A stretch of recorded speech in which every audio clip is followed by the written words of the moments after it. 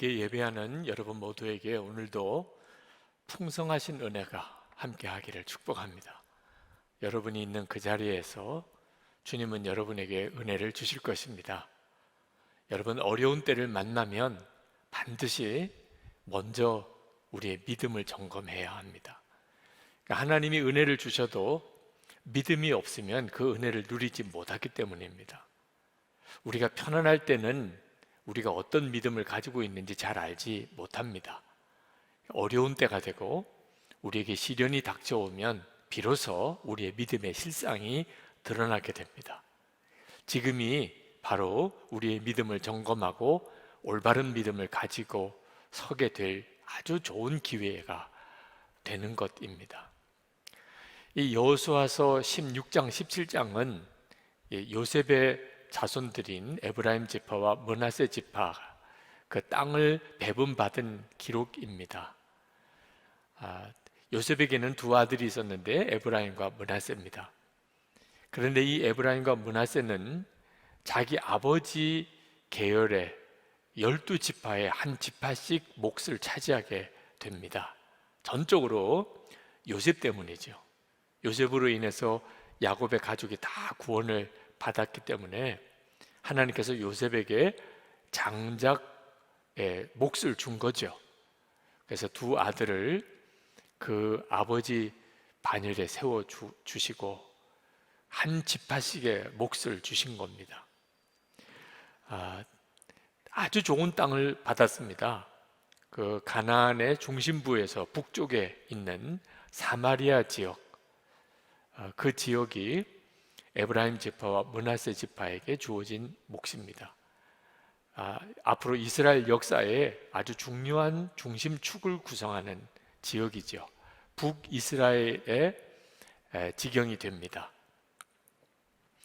하나님께서 요셉을 복을 주시고 그 후손들이 이런 복을 누리게 되는 것을 생각하면 좋은 믿음의 조상을 가진 것이 얼마나 큰 복인가 하는 것을 알게 됩니다.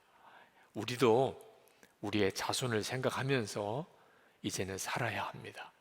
정말 우리 자손들이 복을 받을 씨를 심는 그런 믿음과 지혜가 우리에게 필요합니다. 그런데 이 에브라임 지파, 므낫세 지파에게 땅이 배분된 기록을 읽어보면 요셉은 참 귀한 분인데 그 후손들인 에브라임과 므낫세의 믿음은 너무너무 실망적입니다. 그들은 땅을 배분받고 여호수아에게 끊임없이 불평하고 원망을 했습니다. 자기들이 받은 땅이 작다는 거죠. 14절 말씀에 그들은 이렇게 말합니다.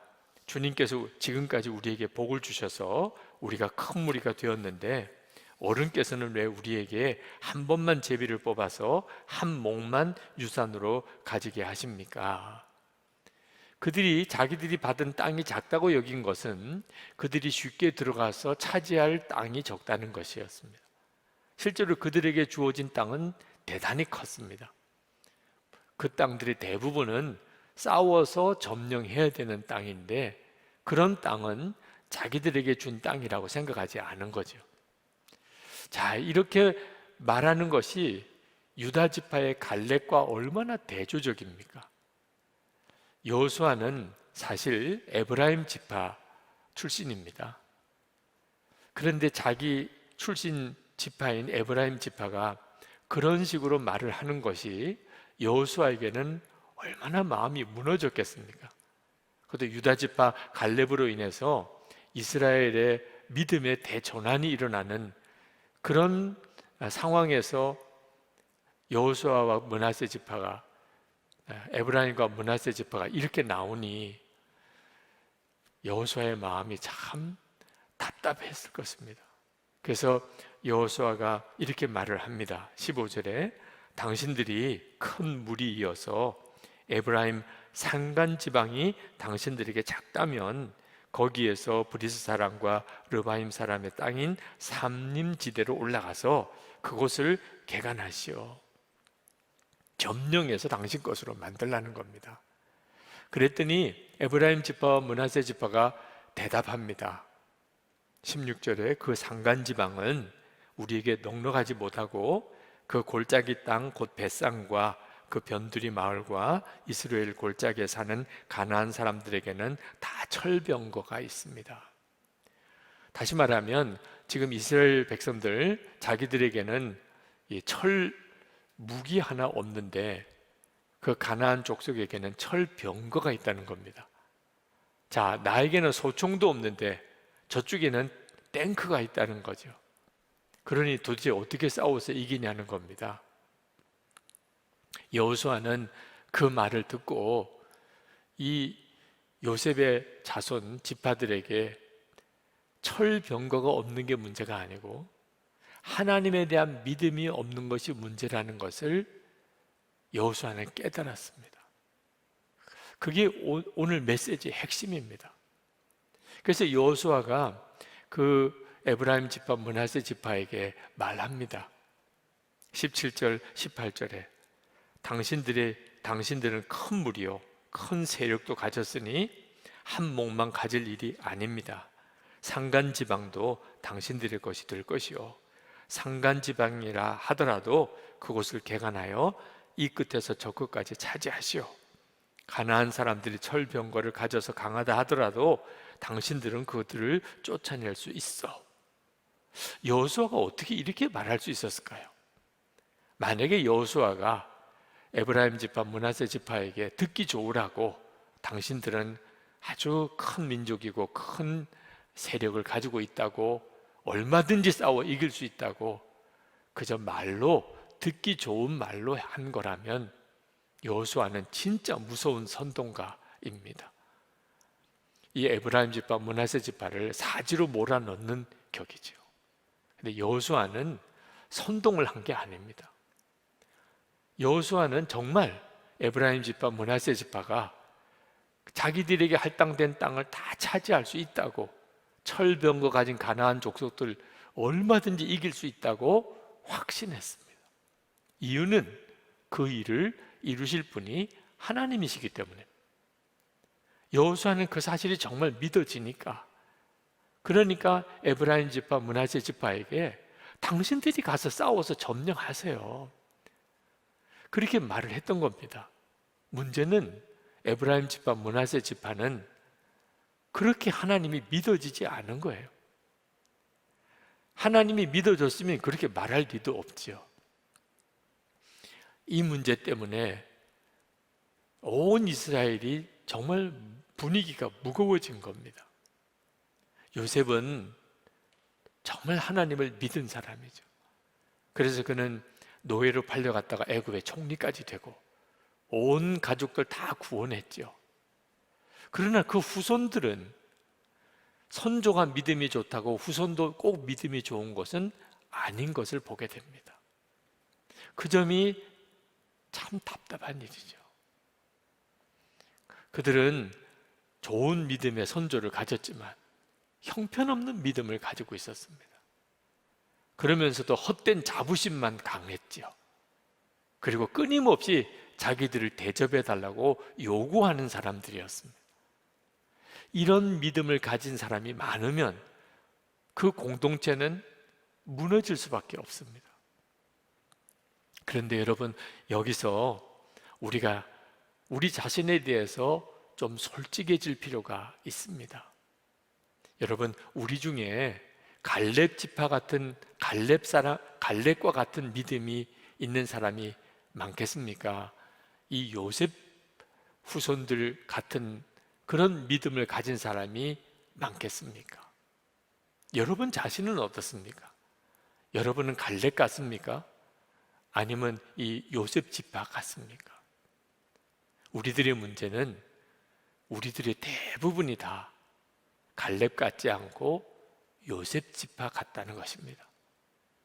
시험이 생기고 어려움이 생기면 하나님을 전적으로 믿고 담대하게 그 문제를 헤쳐나가지 못하고 두려워하고 염려하고 불평하고 원망하고 그게 우리들의 자신 모습 아닙니까? 그러므로 여호수아 16장 17장은 사실 우리들의 모습을 보여주는 것입니다. 그러나 여러분 정확히 알아야 합니다. 똑같은 믿음을 가지고 있는 게 아니라는 겁니다. 예수님을 믿어도 다 같은 믿음이 아닙니다. 예수님께서 참 놀라운 말씀을 하셨습니다. 나를 믿는 자는 그 배에서 생수의 강이 흘러나오리라. 나를 믿는 자는 그렇게 말씀하셨어요. 더 놀라운 말씀도 하셨습니다. 요한복음 14장 12절에 나를 믿는 자는 내가 하는 일을 그도 할 것이요 또한 그보다 큰 일도 하리니. 아니, 세상에 우리가 다 예수님을 믿는 사람인데 어떻게 우리 속에 생수의 강이 흘러나오고 믿기만 하면 어떻게 예수님이 하는 일도 할 수 있다는 말입니까? 우리가 예수님을 믿고 속죄함을 받았다, 이 정도 믿음만 가지고 사는 사람에게는 말도 안 되는 일입니다. 이 말씀 자체가 믿어지지가 않습니다. 그런데 예수님을 믿는 데는 또 다른 차원의 믿음이 있습니다. 예수님은 포도나무시고 우리는 가지고, 우리가 예수님 안에, 예수님은 우리 안에 거하시는 그런 믿음입니다. 그러면 많은 열매를 맺을 것이라고 하셨습니다. 그러니 주님이 하시는 일을 우리도 하는 일이 뭐가 문제가 되겠습니까? 사도 바울이 갈라디아서 2장 20절에서 내가 그리스도와 함께 십자가에 못 박혔나니 이제는 내가 사는 것 아니요 내 안에 그리스도께서 사시는 것이라. 이렇게 예수님을 믿는 믿음을 가졌다면 그 속에서 생수의 강이 흘러나오는 것이 믿기가 뭘 어렵습니까? 예수님 그분이 생수의 강이신데. 여러분, 우리가 진짜 우리 믿음을 점검해야 합니다. 나는 예수님을 믿는다고 하는데 정말 예수님을 믿는 그 사람인가 하는 것입니다. 여러분, 우리가 예수님을 믿을 때 그때 우리 안에 정말 놀라운 일들이 벌어집니다. 사람이 완전히 바뀌는 거예요. 지금 현재 여러분이 나는 믿음이 없어, 믿어지지 않는데 어떻게 할 거야, 그런 심정이신 분이라 하더라도 우리 주님은 우리 요셉 자손들처럼 그런 믿음밖에 없는 우리를 갈렙과 같은 믿음으로 바꾸시는 분입니다. 이 점을 오늘 우리가 놓치지 말아야 합니다.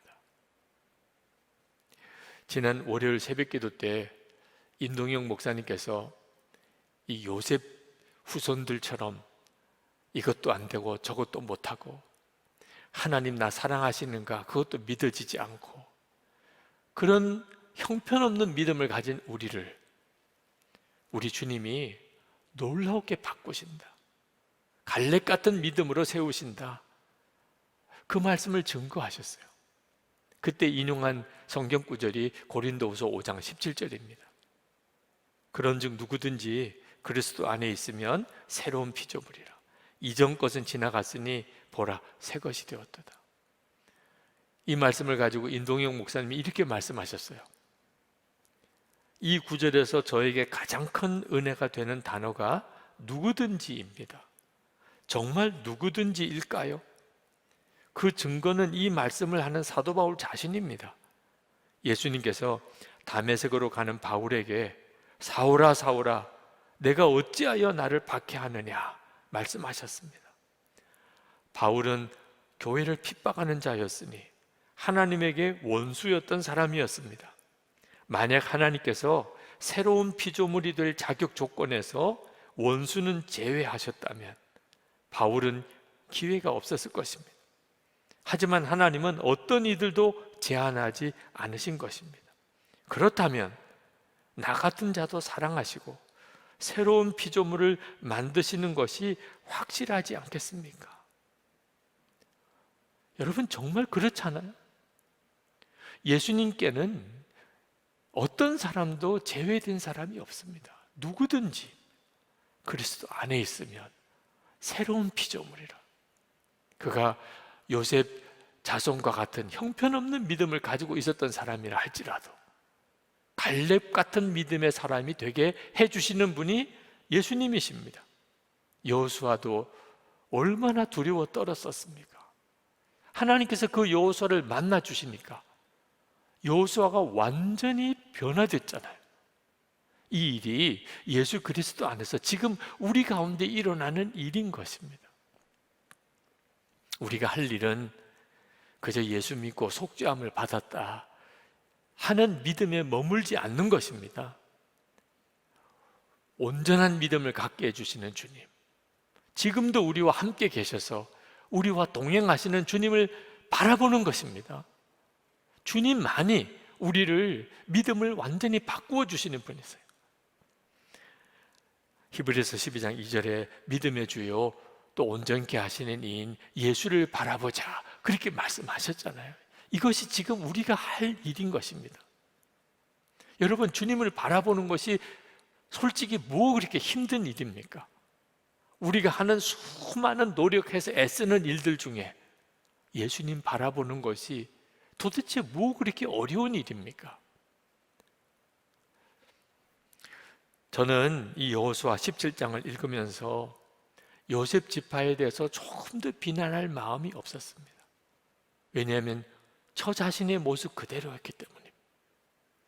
저는 목사가 될 때에 이왕 목사가 되는 것, 나는 고생하는 삶을 사는 목사는 안 돼야 되겠다, 그렇게 생각했습니다. 어떻게 해서든지 나는 성공하는 목사가 돼야 되겠다, 대접받고 존경받는 목사가 돼야 되겠다, 그렇게 생각했습니다. 그게 하나님께서 주시는 복이라고 여겼습니다. 고생하는 것이 무슨 복이겠습니까? 그러던 제가 40이 되기 얼마 전에 서울에 있는 어느 큰 교회에 부흥회를 인도하게 되는 일이 있었습니다.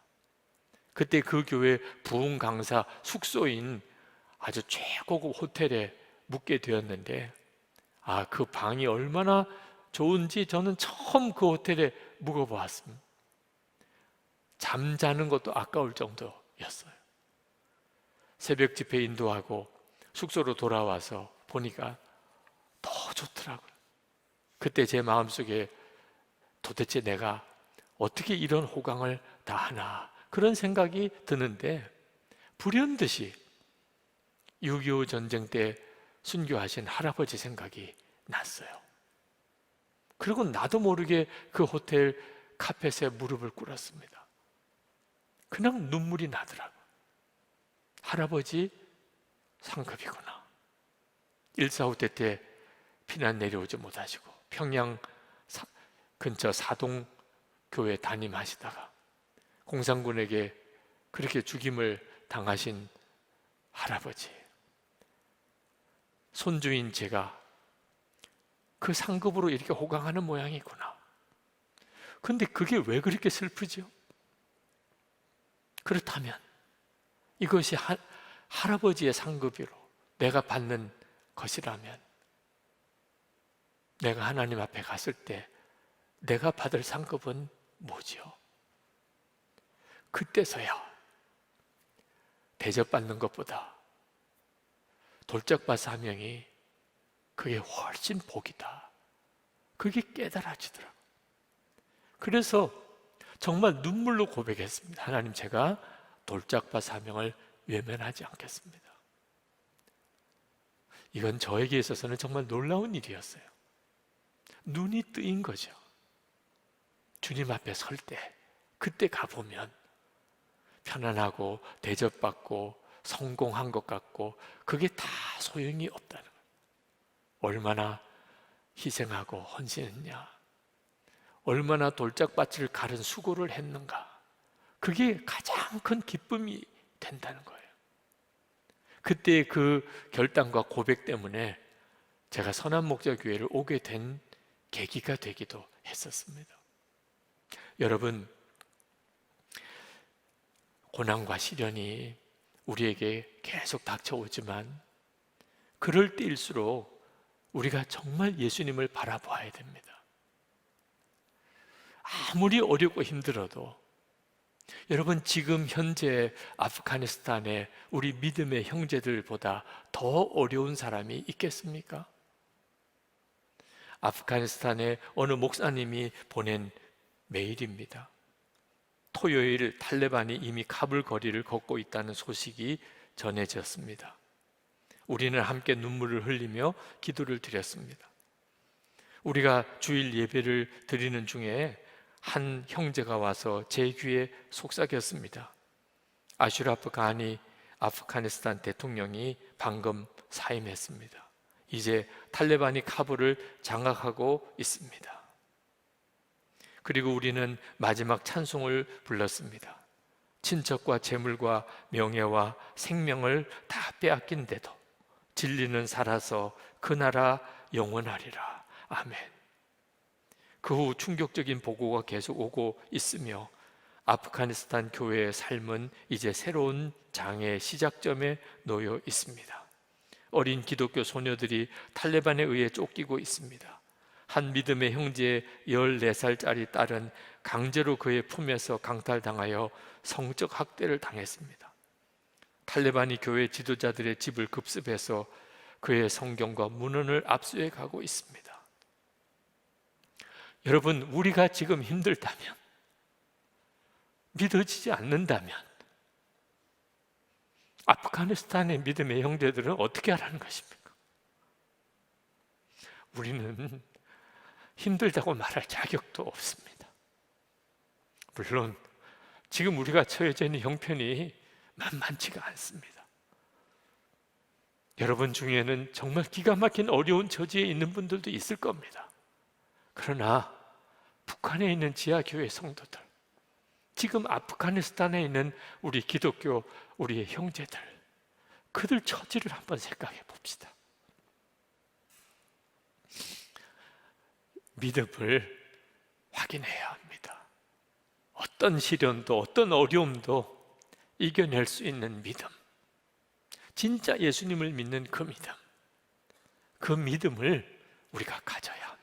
지나고 보면 정말 죽을 것 같은 어려웠던 일, 힘들었던 순간 다 간증이 되더라고요. 다 간증이 됐어요. 주님의 인도만 받으면. 편안할 때가 더 위기였어요. 주님의 인도를 받으려고 간절한 마음의 갈망이 식어지니까. 정말 주님은 우리를 인도하실까요?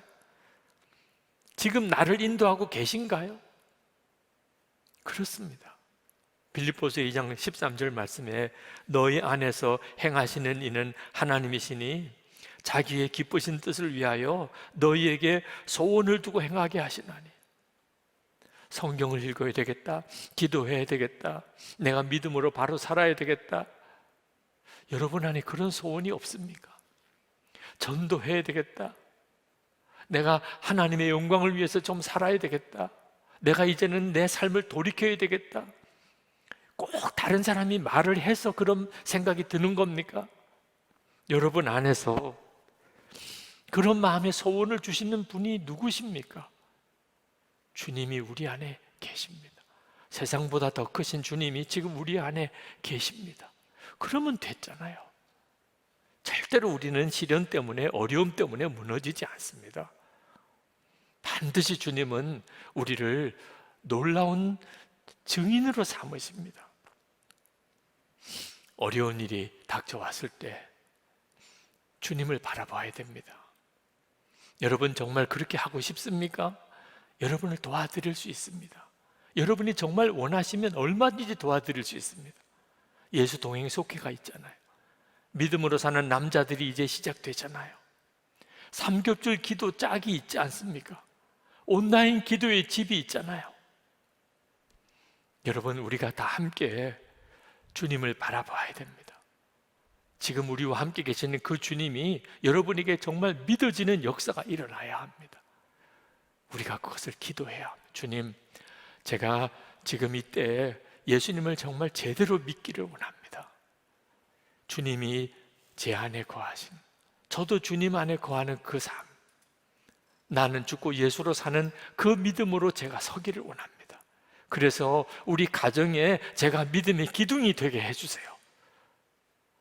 제가 우리 교회 속회원들 사이에 제가 기둥이 되게 해주세요. 흔들리는 사람, 넘어지는 사람, 저를 붙들고 일어설 수 있도록, 버텨낼 수 있도록 저를 쓰세요.